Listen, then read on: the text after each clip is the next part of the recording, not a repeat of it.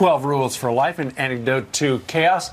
Dr. Jordan Peterson. Doctor, good morning to you. Thanks for making a couch call today. You bet. What do you make of this Drexel professor who's been in and out of the news so often, and now he's blaming that for the cause of the shooting in Texas? I think he's applying his ideological formula to a very complex problem.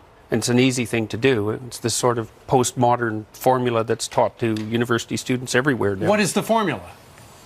Attribute everything to racial disparity and oppression, victimization. Just everything? Well, essentially, it's a recasting of Marxism, I would say. And with the Marxist theory, it was rich against poor, bourgeoisie against proletariat. And that was recast in the 1970s as oppression due to group identity, essentially. And so that's where identity politics came from. It's a formula you can learn in about a day, and then you can use it to explain everything. College is designed to teach you to think about the world and prepare you for the world outside of college. How is this helping that, and what kind of students are we getting when they're 22, 23, whenever they graduate? You have the tense wrong. College was that. Understood. So, and I don't think it is that in many cases now, especially in the liberal arts, and that's a real catastrophe. Much different than my experience 15, 20 years ago. Yeah, well, things have changed dramatically in the last 5 years, I would say. And we saw this rise of political correctness in the 1990s. It burst forward in between 1990 and about 1993. And then it seemed to subside a little bit, but it's back with an absolute vengeance now. And we know that most of the university campuses, in the liberal arts anyways, are heavily dominated by leftist thinking, and radical leftist thinking for that matter. Well, what happened, Doctor, in the early 90s to spawn this? Well, I think it's popped up more or less repeatedly since the late 1960s.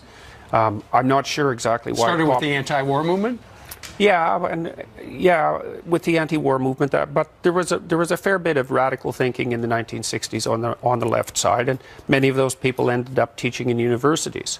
And so, with the rise of postmodernism, that's a huge factor. That was a French intellectual school that was a transformation of Marxism into identity politics, essentially. And because I think, in some sense, because it requires almost no intellectual effort and leaves you with an overwhelming sense of moral superiority, it's very attractive to people. They're basically teaching young people, I would say, to be ideological avatars, to go act out this pernicious doctrine in the real world. Some of them were doing that. They were howling at the moon. They were screaming in the night. They were upset at the year anniversary a few days ago of President Trump being elected. What do you make of that?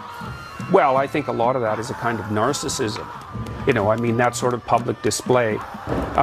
It's probably amplified to a great degree by social media and media in general, right? Because this sort of highly emotional display does make a reasonable news clip. But what's the danger here?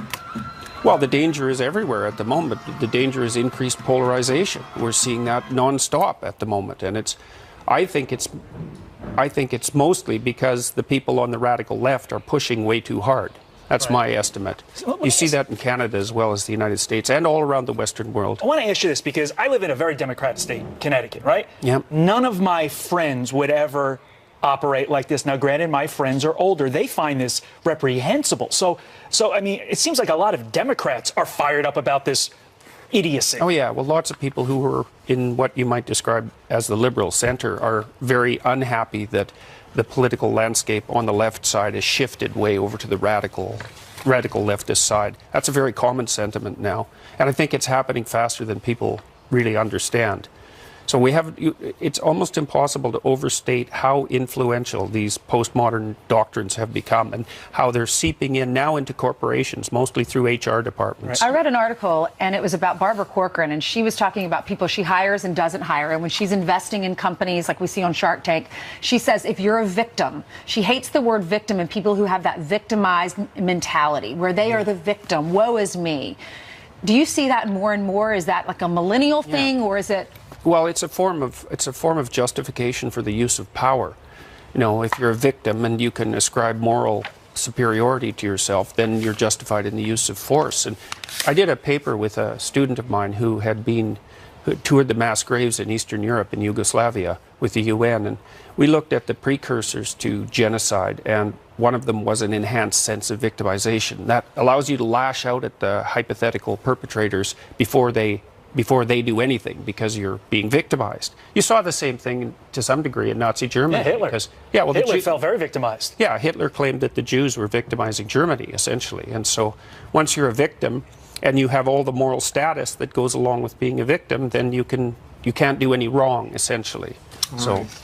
Interesting discussion. Dr. Jordan Peterson's new book is called 12 Rules for Life, an Antidote to Chaos, which we certainly need now. Doctor, thank you very much. Thank you, Doctor. Thank you. Hey, thanks very much for the